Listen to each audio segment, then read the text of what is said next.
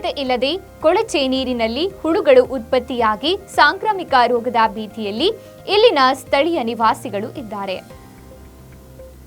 ಹೌದು, ಚಳ್ಳಕೆರೆ ತಾಲೂಕಿನ ತಳಕು ಹೋಬಳಿಯ ತಿಮ್ಮಣ್ಣನಹಳ್ಳಿ ಗ್ರಾಮದ ಚರಂಡಿಗಳನ್ನ ಕ್ಲೀನ್ ಮಾಡದೇ ಇರುವುದರಿಂದ ಹುಳಗಳ ಉತ್ಪತ್ತಿಯಾಗಿ ಭಯಾನಕ ರೋಗಗಳು ಹರಡುವ ಆತಂಕದಲ್ಲಿ ಇಲ್ಲಿನ ನಿವಾಸಿಗಳು ಇದ್ದಾರೆ.